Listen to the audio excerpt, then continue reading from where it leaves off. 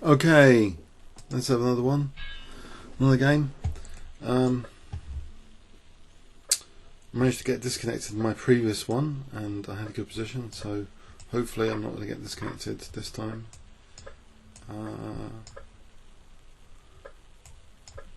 So yeah, I put that previous one for the morning on the video search menu of chessworld.net, so I hope you check that out. It's got some comments with the game as well.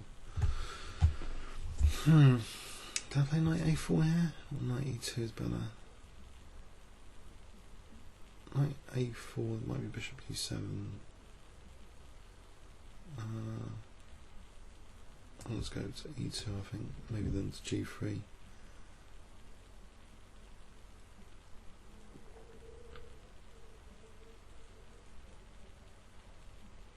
So bishop e7, knight g3.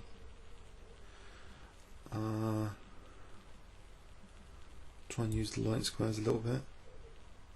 That b4's been played. Maybe yeah. Or is bishop f6 going to be tempting? So knight g3.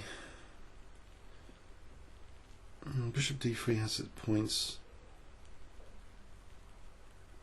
Knight g3 is also like bishop f6 and knight h5. Might be handy. And say bishop e7, knight g7. That creates its own threats, that knight, so it's better than a4, I think. e5 here, bishop b7. Or even takes. Bishop b7 takes, bishop f3. Alright, so I'll just protect that e4 pawn for a moment.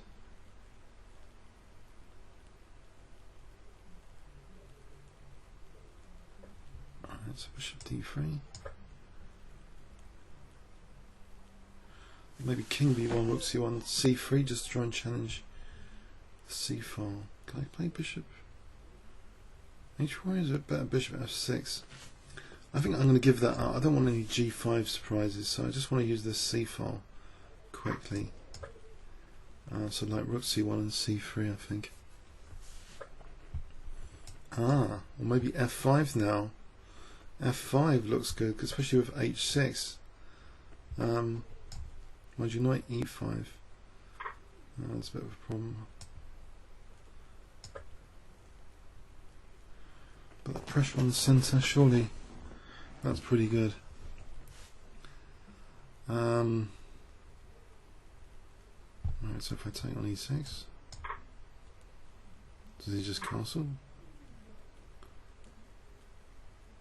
Okay, so knight e6, bishop e3, knight c7, I can win the exchange. Just win the exchange? I think so. So then also rook e1 after, and there's a few pieces lined up there tactically. Also maybe knight f5 could be useful.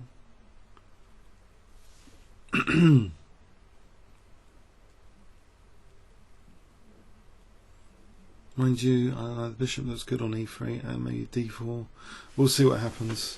So bishop e3, knight c7, king moves, I'll take on a8, and say rook e1, d4. There's always something like knight f5, I think.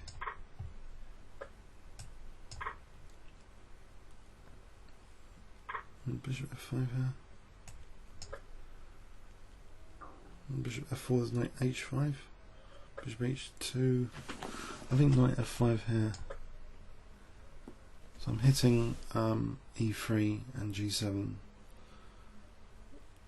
Okay. So I just take. I can play rook takes e3, bishop e4. Rook takes e3. Bishop f5, there's rook d4. Takes to take the rook. So I think that's good. That's good. Alright, I'll just take on e3 here. Simple, I think. I'll just take here. The bishop g2, rook g1. He resigned. Okay, that's glad. So I think the key thing about this game, well, not be tempted about e5 because there's always bishop b7 and response. I think the knight manoeuvre to g3 actually does carry with it a lot more dangerous implications for black, like involving knight h5s. So maybe that's worth considering knight e2 to go to g3, just to support e4 and also. So here I think king b1, with this idea of rook c1 and c3, I think that's interesting. Now that e4 is supported, I think d5 was not good. d5 was just like the king's exposed. Okay, hope you enjoyed it. I'll put this on the video search menu with a bit of comments as well of chessworld.net. Hope you check that out. Thanks very much.